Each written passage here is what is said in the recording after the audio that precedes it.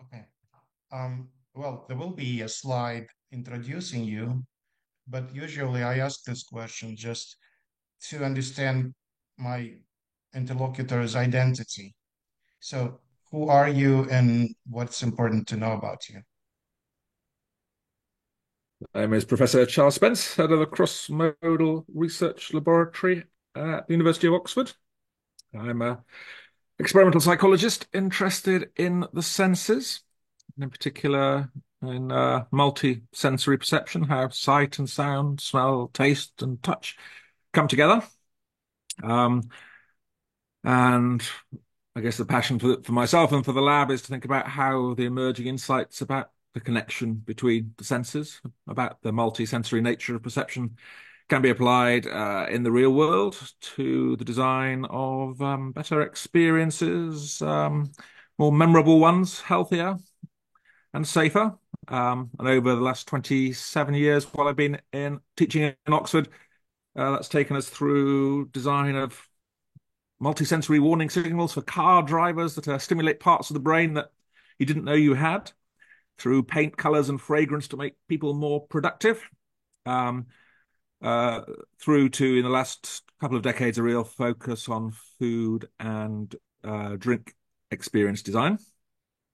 So moving into the chemical senses, and with a particular focus, I guess, on sort of the design of we've got almost synesthetic cross-modal experiences that kind of connect the senses in ways that people find surprising, but which hopefully are meaningful across a group of people.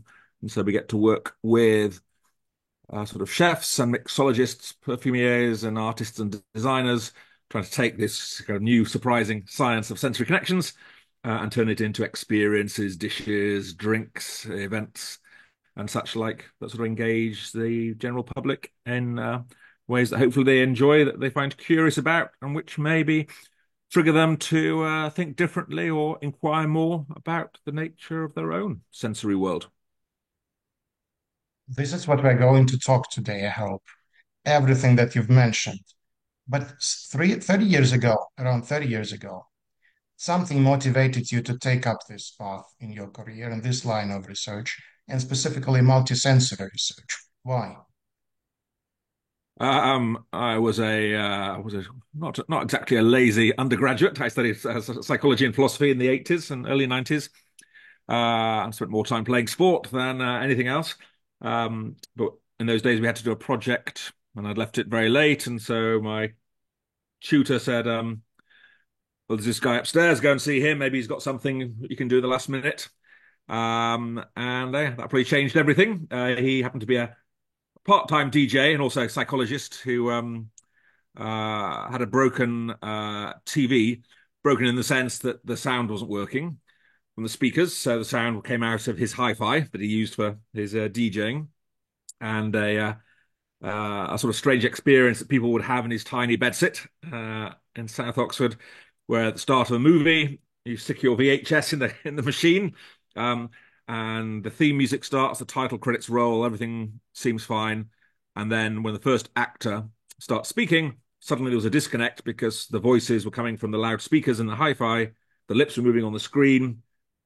It sort of didn't make sense. And then a few seconds later, suddenly, somehow your brain kind of fused these things together and you weren't aware of that spatial discrepancy anymore. So kind of a ventriloquism effect as a result or as a response to kind of technological separation of the senses. And my very first experiments back in 1990 were kind of effectively breaking TVs and moving the sounds around and seeing whether people found it easier to look and listen in the same place or in different places. Um, and they did find it easier to look and listen in the same place. So that kind of got me started on the path of cross-modal attention, thinking very much about space and thinking very much about kind of the higher rational senses of hearing and vision. But after a few years, sort of brought in touch as well. And you can ask all the same questions about if I'm concentrating on my right hand, is it easier to visually attend to my right hand or to my left and to hear out of this ear or that? Endless questions that have sort of a practical import in terms of the design of sort of warning signals and such like, and talking window screens is one of the things we used to work on. Thinking about if we do find it easier to look and listen in the same place, maybe that's partly why traditionally using a mobile phone while driving was so difficult because you're listening to the side to your headset, looking out of the front. And if we could move the sound into a talking window screen, for which the technology was just emerging, then perhaps people could look and listen in the same place, and perhaps we could reduce road traffic accidents. I think what that moment was not the only transformative moment in your life. So because we experience some kind of transformation through career. And how has, well, this is the last personal question today, but still, how has this path of exploring multisensory pleasures, discomforts, has transformed you and made you who you are? Hmm. Well, I get to eat a lot better than I used to do. Probably it was about, I was just doing hearing, vision, and touch, as all most psychologists interested in the senses do. The thought of studying food and drink and flavor and the chemical senses just didn't really occur. That's what food scientists, I guess, did if we thought about it enough. But it's far too messy to try and do experiments with food. But I sort of got drawn in through disappointing tasting colored fruit tea with Unilever in 2005. Um, and then sort of started working with, got to work with chefs, one very famous one, Heston Blumenthal, formerly the world's best chef. Um, and that was sort of transformative in the sense that I got to eat much better food at chefs' conferences than I do at psychology meetings. Of course, the Oxford Synesthesia conference in May might be a different story altogether, but generally, the academic conferences, the food's not so good. And also, after 20 years of working with technology and cars and such like, where even if you got the dream result about how the senses worked, it might take another 20 years before you'd see that insight in the technology in a car you could drive around on the high street. So innovation sort of happens very slowly, I think, in sort of big industry and technology. Working with some of these chefs, if they liked an idea, sparked something in them, then they could turn it into a dish next week and have diners in the restaurant, tasting the science, as it were, in an ecologically valid situation. And so innovation just happened much, much faster. And I saw how some of the chefs and designers and creatives were able to take the science and make it delicious and enjoyable in a way that perhaps the scientific chefs and those working in the food companies just couldn't do. And so it was really exciting to suddenly move into an area. That's why I've stayed there, I think, in food, because of how much more innovation sort of happens. I guess the other part of it would be I'm lucky to spend for about 3 months a year in the garden in South America. My wife's Colombian, and we have a little cloud forest garden outside Bogota. And I spend a lot of my time there, and that's sort of probably the happiest place, and that's all sort of designed around the senses. So it's really kind of I guess, trying to think about sort of the natural stimulation of the senses, so the blues and greens of nature, the sounds of water, the sounds of the bird, the smell of the flowers. And it's been a fun challenge for the last quarter of a century to slowly build up this sort of five sense garden and think about the way that our senses interact and the benefits of, I guess, a balanced diet of natural sensory stimulation can have on us as individuals. Which I sort of see when if I'm here in Oxford writing, then what comes out or of the keyboard is very different from what I write when I'm there in the garden, sort of stimulated by nature and with all the benefits of that we hear are to be associated with the multisensory nature effect. Well, reading your books and listening to you on YouTube and everywhere, you do sound a bit hedonic. We'll come back to this if we have time, because I have some cool questions about morality of food, aesthetics of food, etc. But so Mhm. far, well, the hot button of our interview, synesthesia. So obviously, in cognitive sciences, we know that appearances are deceptive, and well, in relation to cross-modal correspondences and synesthesia, it appeared to be true. as such. But what's your updated take on the relationships between congenital synesthesia and cross-model correspondences? Are they cousins? Are they distant relatives, or are these just separate families? So this was precisely the question I had my undergraduate trying to answer in the tutorials I was giving this term for the third years on the psychology degree course. Um, I guess my current thinking is probably still that they are different families, as you put it, fundamentally different, though clearly share a number of similarities. Um, and historical trajectories, I guess, if you go back over the centuries, whenever there's been a spurt of interest in synesthesia, there has also been a spurt of interest in correspondences. So they sort of go hand in hand and linked in that way. I guess they are, they are both surprising phenomena when people first think about them or hear about synesthesia, say. Um, and both are I'm currently very interested in sort of cross-modal translation and multisensory art. And there again, these two phenomena are linked, art and design. These two phenomena are linked as often providing an inspiration for the creatives in their either to translate one sense into another based on an individual's idiosyncratic synesthetic inducer concurrent mappings, or through these correspondences. Um, and yeah, it's sort of interesting to see how the motivations behind this through history, and also I suppose to think about how uh, this sort of question of, I presume, synesthetes and synesthetes have correspondences like the rest. It's not that you have one or the other; you have both, and then hence. Uh, are there ways in which we sort of vary on some kind of continuum of sensory crosstalk or sensory awareness, cross awareness? That's in a way. And so, this question of, well, might synesthetes perhaps, as well as their idiosyncratic inducer concurrence, might also just have a more general, stronger awareness or stronger cross-modal correspondences?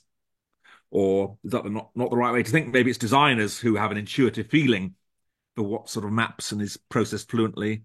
Um, and yeah, we haven't really got to any firm answers there, but I think that sort of that looking back through history at the coevolution of these concepts and the way they've very often been mixed together, and other times people have tried to keep them separate to some degree, or highlight their differences, is an intriguing job that we continue to be engaged in. Back in 2015, you concluded that recipes are inspired by synesthesia, are inedible concoctions. But if we take a look at today's, for instance, Japanese snacks or some innovative products such as veggie juices or liquid meat or molecular cuisine or even some novel food processing technologies such as acoustic shock waves or ultrasound or, forward osmosis, well, we see that this food stuff is no longer unimaginable. So, and rather, it's like what Sean Days described in his light cyan blue with chicken and vanilla ice cream, yes, and starch as ingredients. So, with all these in mind, all these new facts in mind, so have you changed your mind about synesthesia-inspired food? And do you still think that this marriage between synesthesia and culinary is doomed to failure? Or are the caveats and conditions? So, I mean, there are a few things that we've sort of noted or thought interesting when thinking about synesthesia and food and culinary creativity in particular. On the one hand, one finds in the other, yes, in sort of the plastic arts, painting and sculpture and music, a seeming overrepresentation of synesthetes, especially back around 1900, um, suggesting that maybe being a synesthete facilitated one's creative productions or endeavors. But that kind of contrasts with the fact that it's very hard to find many synesthetic chefs out there. They're perhaps equally creative. They think of themselves as artists these days, a number of them, rightly or wrongly so. But very few of them seem to have synesthesia and or use it in their creation. So that's just an observation. Why is that? Perhaps because these kind of synesthetic matches that might lead to painting or intriguing novel takes on musical composition. That's all happening out there, so I can appreciate it, but more of a sort of cognitive, rational, or emotional level.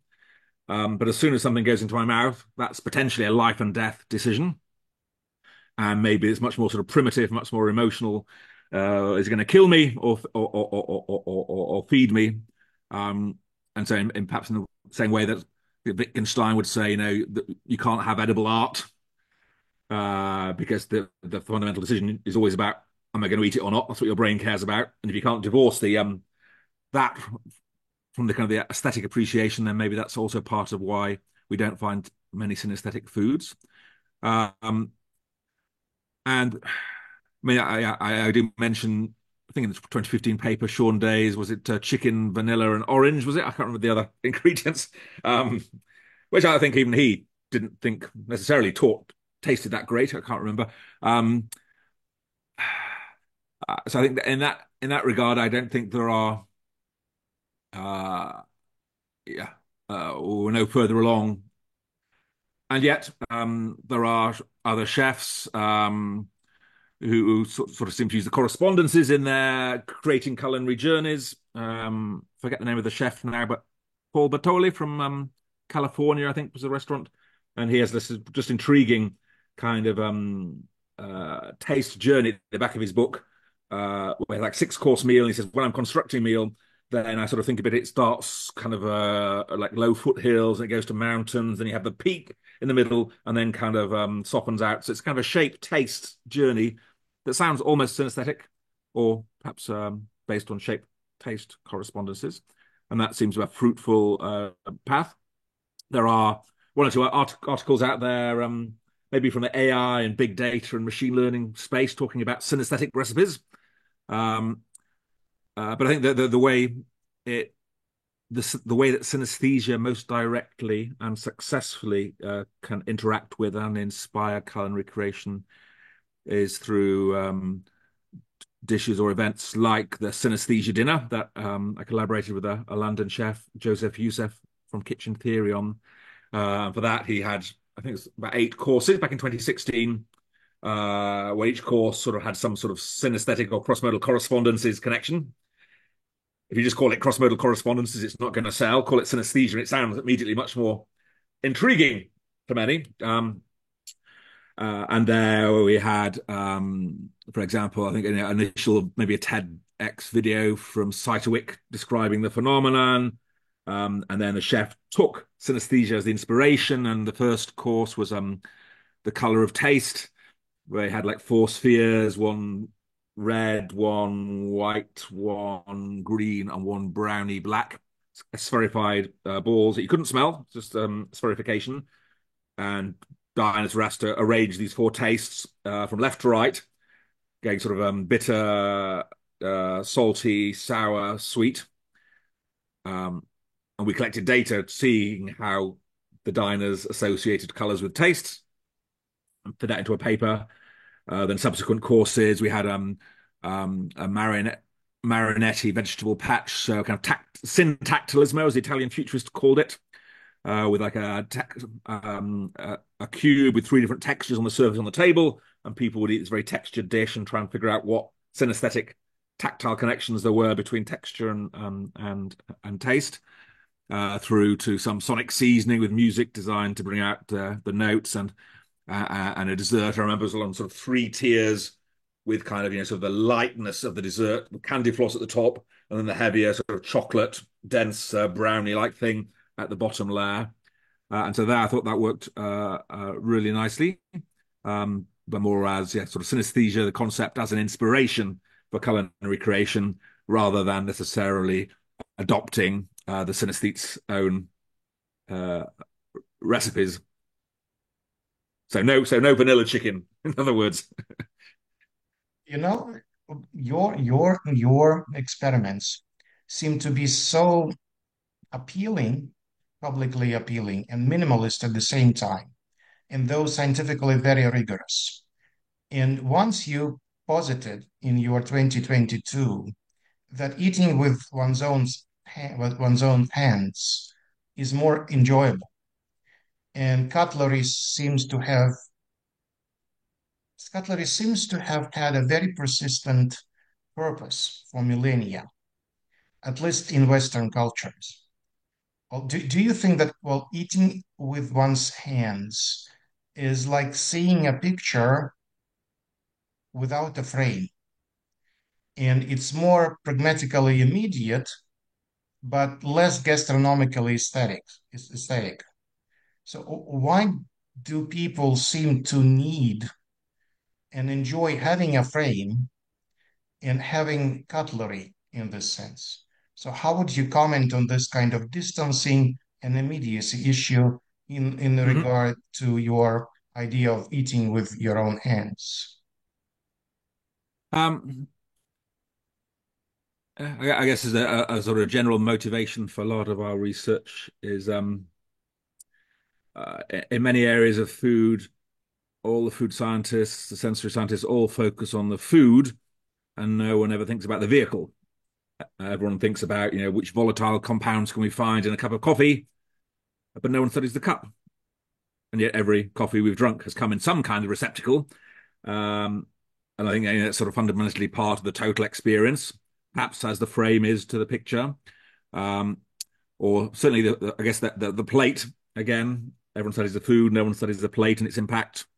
Um, and yeah, I do have some articles just on sort of the parallels between painting and plating, that balance and harmony on the plate versus on the canvas. The painting example will be much better studied than the food arrangement one thus far, but maybe there are insights that can cross over. And the same was true for cutlery, that I think our first study was in 2011, 2012, varying. And everything we've eaten pretty much has come to our mouth through cutlery. Um, and yet there was no single ever a scientific study. The designers varying, how many tines your fork has and the balance, but no scientific studies. Utterly bizarre, given that always comes between us and the food. Um, so I think part of our job is then to try and demonstrate the impact of these unconsidered elements in the eating experience, be it the plateware, the cutlery, the glassware, and so on.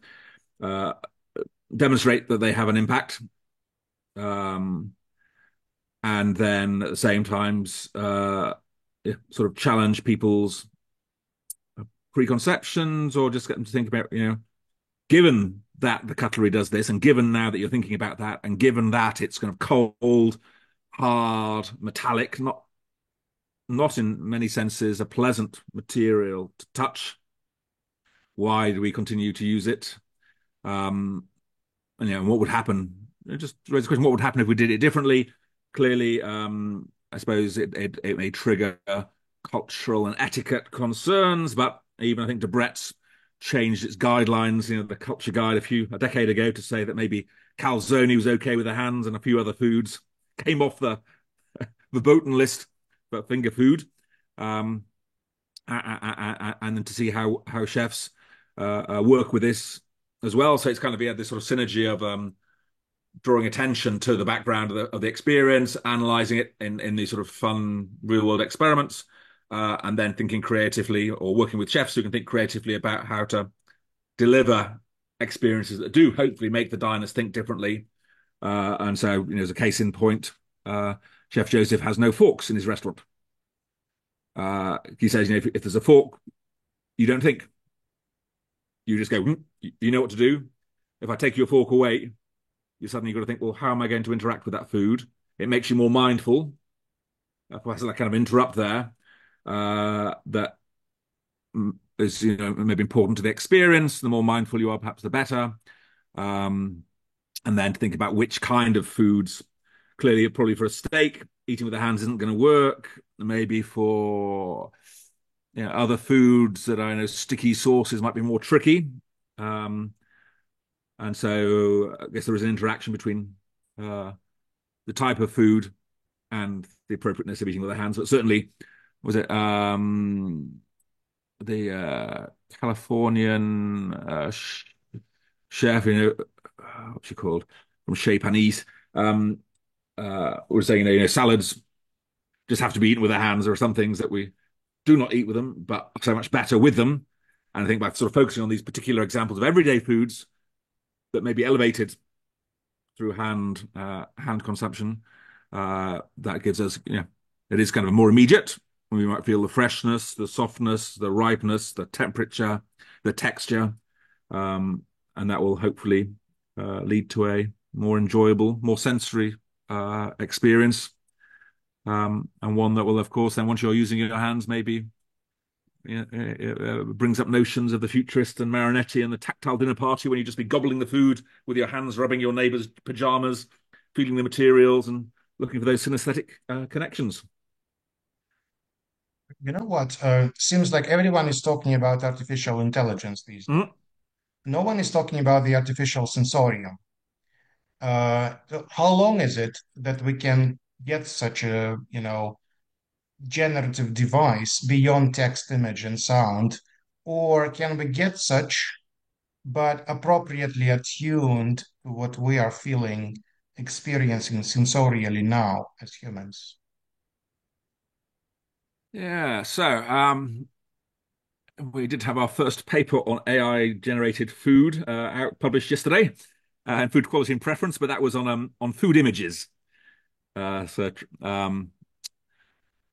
and I do have a folder of stuff on the sort of notion of the sensorium as a term and as a dining concept now in a few restaurants, and its sort of history. What is the sensorium? I think at the last summer's what was it called? Uncommon Senses conference in Montreal, organized by David Howes and colleagues. They had a keynote, and that was all about who's in control of your sensorium. So I think that as a concept is very interesting. Then we have the sort of the multi-sensory virtual reality, augmented reality, the thing. And there we are working with some of my former students, Janice Wang, Carlos Velasco, and others, on trying to get our head around what's possible technically in that space. And I suspect while you can find, in the popular press every week, there's some articles saying, research group in somewhere in Asia has come up with digital taste, digital smell, digital flavor, lit this computer screen. They clearly haven't, and I think will not. And the best I've seen so far is maybe you can get a little bit of electric saltiness or sourness by stimulating the tongue. Stick an electrode up your nose, and the only thing you'll get is a headache, according to the research, that we don't know how to digitally stimulate sense directly or taste really, and hence I think we are probably restricted in that sort of virtual augmented sensorium to the audio visual, and for the foreseeable future the best one could hope for is some sort of mixed reality, and maybe to the extent that we are visually dominant creatures and that we can now change the appearance of the food you see, then maybe that will in a way virtually change the taste. And if I change the color of the drink, it changes what it tastes like. If I change the color virtually, it does the same job. And hence I do have a sort of digital virtual taste. It's a mixed reality solution. And hence the question, well, what possibilities are there in that space? And really just getting stuck in the question really of, sort of what is virtual reality outside of vision? Can we even define the term? And we're sort of struggling at the moment, just conceptually. And then there's the technological challenge, which I think won't be solved and then in the future it'll be this, yeah, mixed reality, I think, stuff.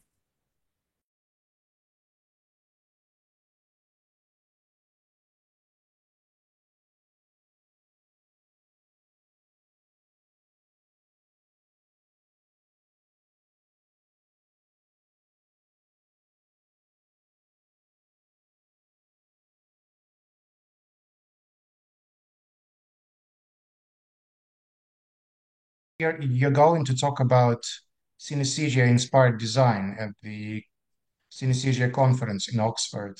Mhm. And your stance, your position here is a bit critical, as far as I could understand from your abstract. But Abstract. okay, let's take it. Let's look into this. Some elements of design in the prehistoric arts, such as well, hollows around people's heads, or kind of some quirky randomized squiggles or dot markings, or say some geometric ornamentations. They kind of all seem to be like first very innovative for that time and probably idiosyncratic. And this cross modality seemed to be less consensual and intuitively unintelligible for that time at least. So, how could these elements first come about? And well, do you think that these could be artists of this unwritten past? These artists are synesthetes, actually. They have synesthesia. They're just paving the multisensory paths and establishing new conventions for other people to follow. Um, as it is entirely possible, though hard to to assess empirically these days, going back in the past. Um, I am certainly, I've just got this paper here. Maybe you can sort of see this sort of pentagram. This from a 1934 paper from Werner.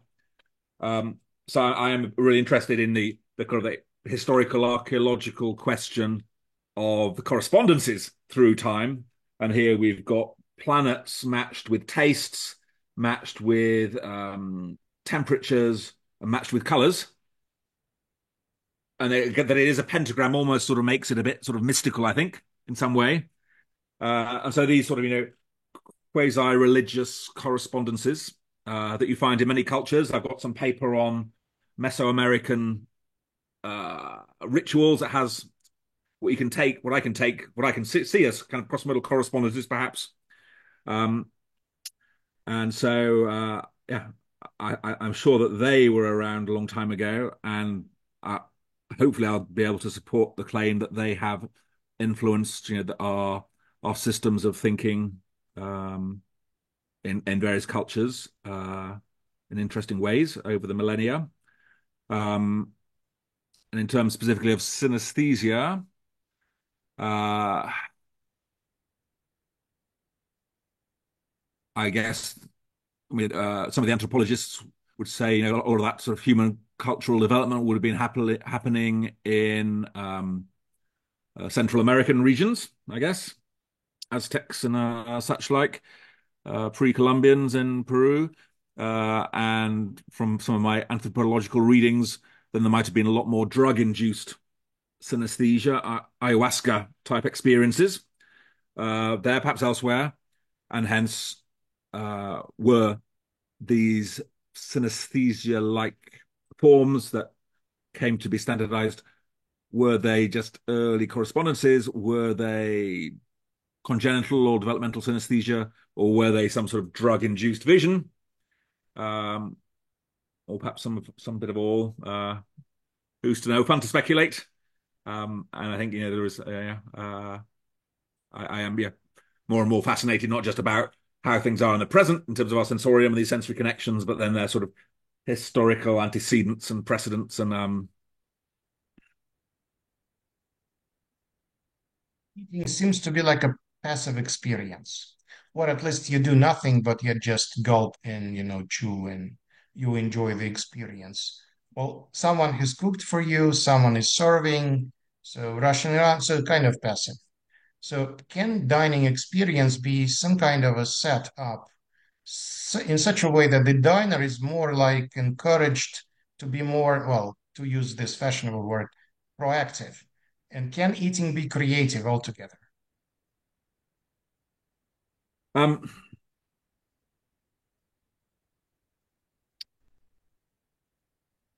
I suppose just thinking one of the dishes with Chef Joseph, we've got a Picasso dish, which sort of comes to the table, and the chef introduces it saying Picasso was an artist. We chefs think of ourselves as artists.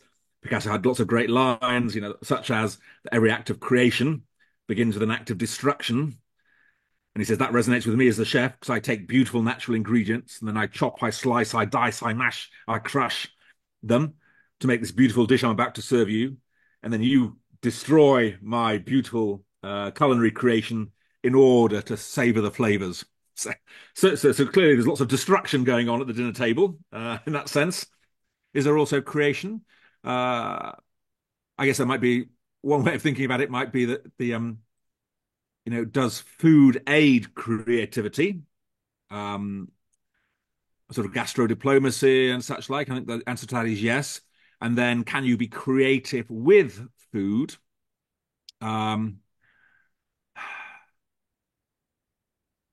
and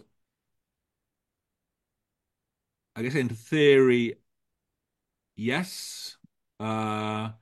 In practice, maybe that's rarely the case that you are given the opportunity.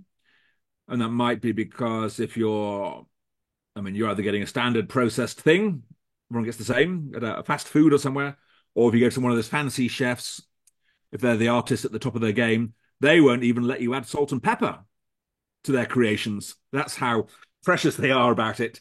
I'm the artist, I've created, and it's for you to enjoy it as I've given it to you, not for you to come along and start, splashing the paint and modifying the artwork.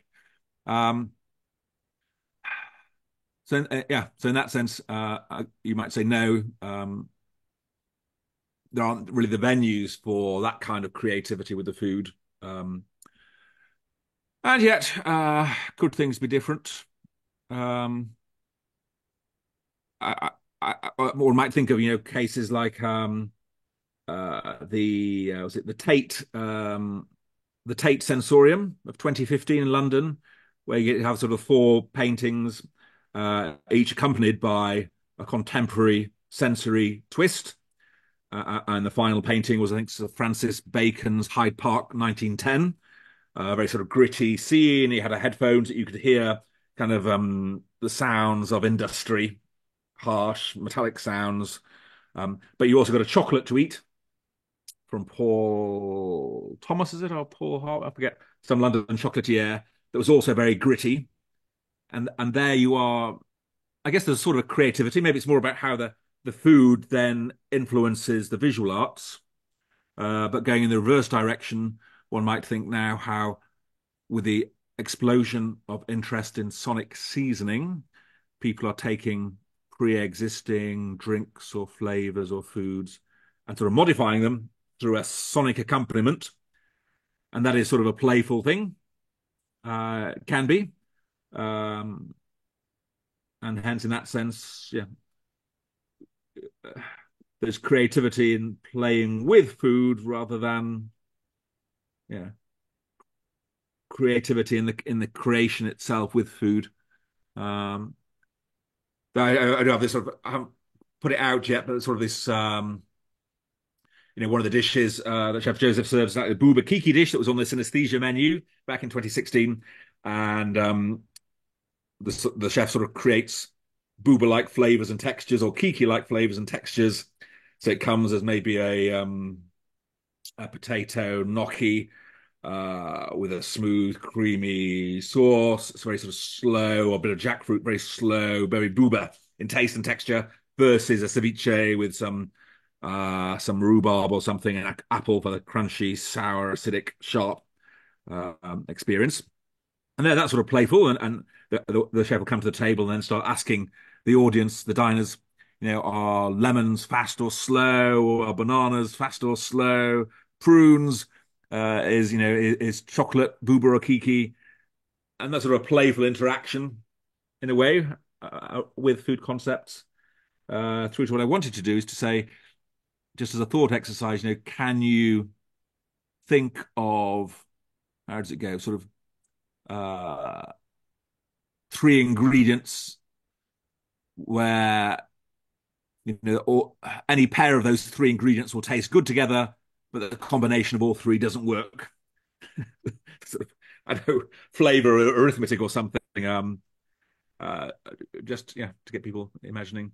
Um, but maybe the ultimate challenge there is and I've just been teaching my undergraduates about mental imagery, which is mostly visual mental imagery, teaching about synesthesia, and then also ask them, do you have smell mental imagery? Do you have flavor? Can you imagine the taste, the smell of a rose, the flavor? And it's remarkable how many people can't. They say no. Yeah. Well, how do you know what a rose smells like, or your favorite food? I don't know. I just sort of know. They say I can't imagine it.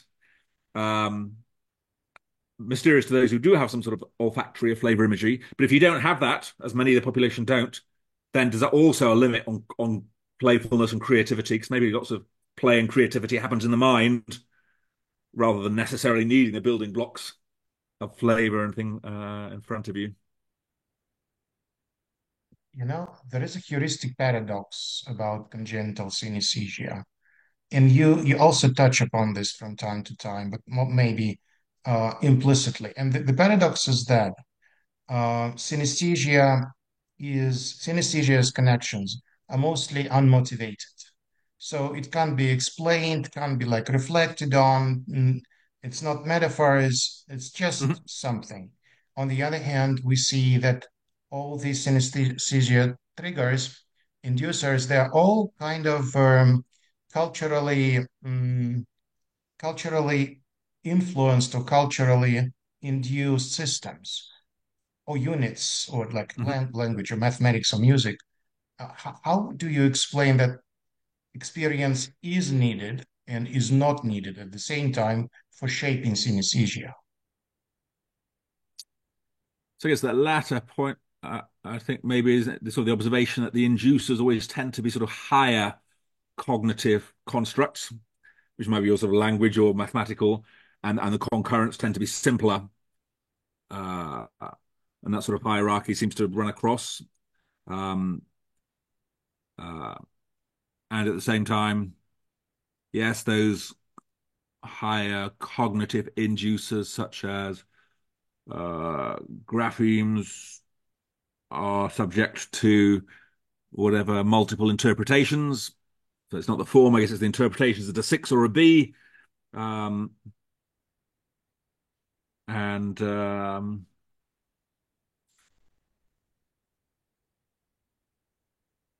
maybe there's no, I guess some people I forget the author's name, suggest we shouldn't be calling it synesthesia, we should call it ideesthesia instead. Yes. I'm not sure that's in addition to the synesthesia, or just in its place with this idea. Maybe it's the concepts or the ideas or the higher cognitive stuff that is the inducer. Um, and that, in I guess in regular perception, there are also bistable percepts that are ambiguous percepts that can be interpreted in different ways, and that is no challenge to maybe a learning based account, even if we don't always forget the induce or the inducing events or the uh yeah. So maybe I say there doesn't need to be any kind of conflict there. Um, and uh, I do wonder. I mean, clearly, those who've searched for, are coloured fridge magnets the source of grapheme colour synesthesia have not been very successful.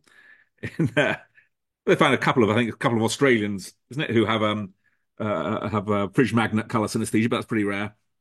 Um, but that we have lost the origins of any association, I guess, doesn't necessarily preclude the possibility that it might be there. I've just been talking to my undergraduates. I came across this quote from MacDonald Critchley, 1940. I guess is he a Canadian neurophysiologist, maybe, uh, neuropsychologist, saying, the reason why everyone from Wittgenstein to Kandinsky to Locke, I think, always talk about red and scarlet, and almost an aesthetic connection. Maybe it's because of soldiers on the parade ground with their trumpets. They're always in red outfits, scarlet outfits. We've all experienced that. We've all forgotten it, and all you're left with is this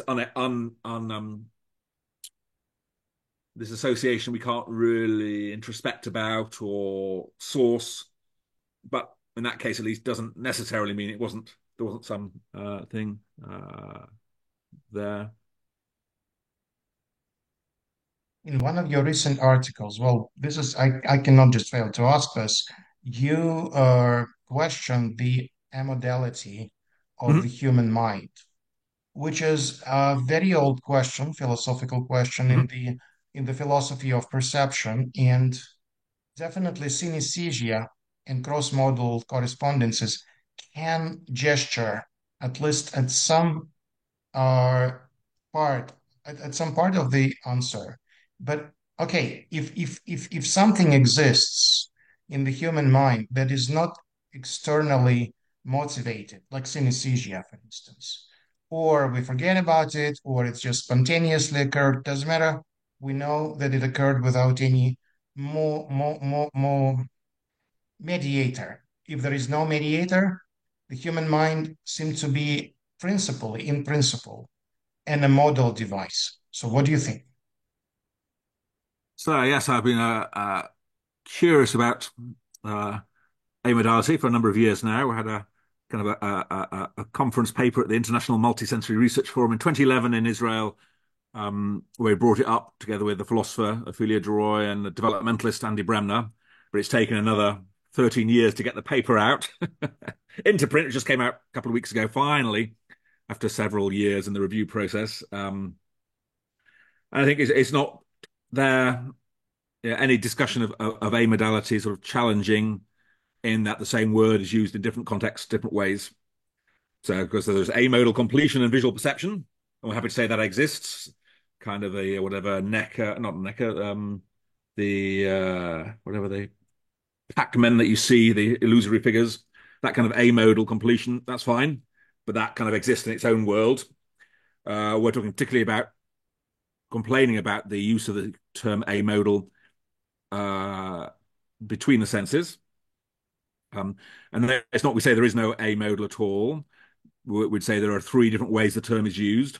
We're happy to say there are some amodal brain areas, amodal processes that don't really care about the input, maybe time, maybe space, maybe tempo. These might be magnitude, might be a sort of there might be some place in the brain that does these kind of computations, calculations, representations, and that doesn't care about the modality of input. So yes, that has a life of its own as a amodal brain area.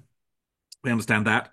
Um, but then it's the way where the term crops up is uh, it's only amongst developmental psychologists going back to the sort of 1980s, it seems, and they can't agree on what the term means, have different definitions. So it's something like for them, but a sort of an amodal sensory dimension is something that is shared by two and possibly more of the senses.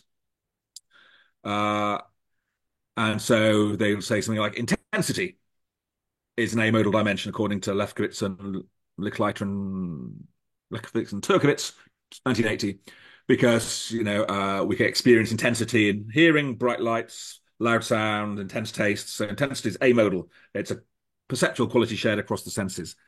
Um, and also texture is, and shape, and size, and tempo, and duration. And so the list goes on, varying who you're looking at, from Aristotle to developmentalists. Um, but we say, no, what do you mean by the same exactly? Um, because I mean, we're happy to say that these kind of sort of conceptual categories like spatial position, um, or duration, we're happy to say that those are amodal in that you can experience a duration without really having any modality attached to it. But something like intensity, you cannot. you don't experience it in the abstract, um, uh, and hence, um, you know, when they're saying two modalities that experience the same stuff, is it the same stimulus they're talking about? Is it the same phenomenology, or both? Because in the case of many auditory intensity is not given to us in the same way that visual intensity is. It's different kinds of waves, or chemosensory intensity is very different in terms of the stimulus is not similar. Is the phenomenology similar? I'm not sure. No, I don't really feel like that it is. And so we're really saying, the developmentalists are the only ones who use this amodal term. Other multisensory researchers don't. And the particular issue we have is particularly with these sort of sensory dimensions or sensory amodality, that we think there's no need to posit that it exists, rather just say that there are these kind of correspondences varying in strength. And if I take something like, sort of seen and felt shape of an object, like a cube, that's treated as, canonically amodal. I am seeing and feeling the shape. It's the same stimulus out there, but my phenomenology is very different. And also, these two senses only give me the same information for a very small range of sizes. But planets, I can see, they have a shape, a size, but I can't touch it. Most of the things do not overlap in that way. And so better think of all of these cases just as cross-modal correspondences that are based on a stronger or weaker kind of correlations in the environment that might be picked up. And hence, if I'm seeing and feeling the same object, then I'm going to get a highly correlated input to my sight and touch. But just call it a correspondence, nothing more. And this matters. I mean, who cares? It's just a word, whether we call it amodal or not. I think it matters to the developmentalists because they think the amodal perceptual stuff comes first, and that is a framework on which everything else is linked across the senses in development. And it's also interesting to me in that people would sometimes say, well, where do these cross-modal correspondences come from in the first place? Is it just that, this sound is perceptually similar to this light? So scarlet is perceptually similar to the sound of a trumpet. And that notion, I think, is wrong. And hence we can't use perceptual similarity through the amodal things as kind of an explanation for correspondences. And yeah, we'll see whether it gets taken up or ignored. But it is just an interesting, for me, dissociation in the literature, because it's only the developmentalists who use the word in that way, and the philosophers. None of the other multisensory researchers, so why not? And maybe we need to be more careful about how we use the term, because it matters in terms of our the way we think about correspondences and other stuff. More questions for for relaxed of answers. Well, the first one, back like I don't know 20 years ago, you received this Ig Nobel Prize for working with, which is serious. And we know the philosophy of this prize. Mm. Turns out to be quite, workable and feasible and serious. But thinking back and thinking forward, what type of discovery or experimental outcome or conclusion about the human senses would you give the Nobel Prize for? Hmm.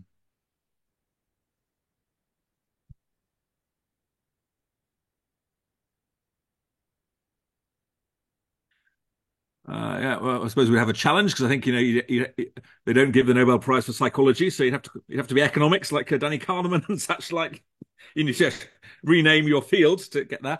But that aside, if they did, uh,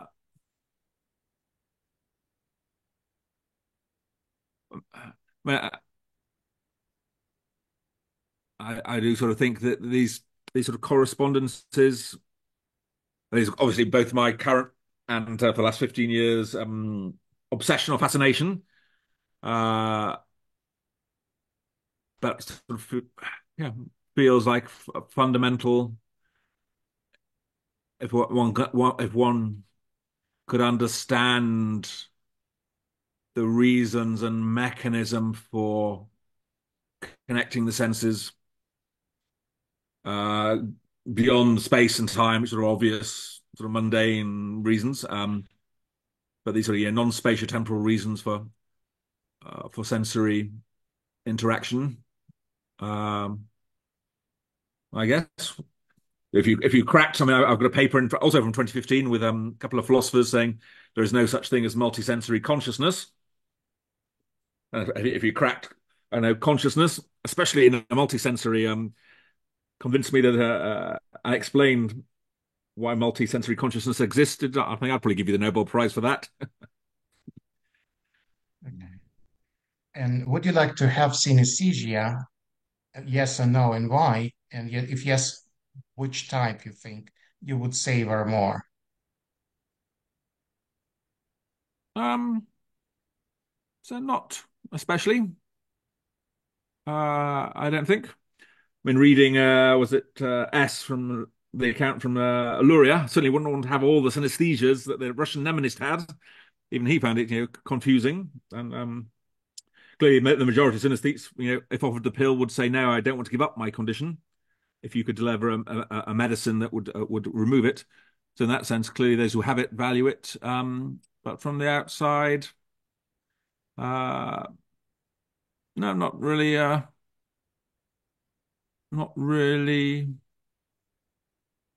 interested. I suppose, yeah, I sort of want the. I'm more interested in the experience that can be shared. And maybe coming as a psychologist, then our life's much easier if we can imagine everyone's the same until we prove otherwise. And that initial kind of complaint, well, how on earth can you study people? Everyone's so different. Well, if that's where you started from, then you'd give up before you started. So you have to, almost as a psychologist, imagine everyone's the same, and that assumption gets you somewhere. It's clearly always wrong, but and so that sort of the things that are shared uh, interests me more, but if I did have one, then from intellectual grounds, and one of the ones that Sean Day says does not exist, smell, taste, synesthesia. Either it doesn't exist or we've all got it, depending on who you read and how you define it. But to have smell, taste, synesthesia, that would be fun. Certainly make my tutorials on flavor and synesthesia and imagery all the more engaging. Um, yeah, and yeah, that's the one, I think. I'll All be right. unique then. I would be truly unique. Yes. Yeah. Okay. Thank you so much. This completes our talk. I would be talking, well, days and days on end with you because definitely there are so many issues to develop and to discuss, well, including, say, embodiment or amodality Mhm. or other stuff like experience, how strong it should be to form cross-modal correspondence, lots of stuff, actually. But thank you so much. You've been very generous agreeing to talk to you. So, Dr. Spence, Charles, thank you very much for talking with me. I Pleasure. wish you all the best prizes in the world for your discoveries.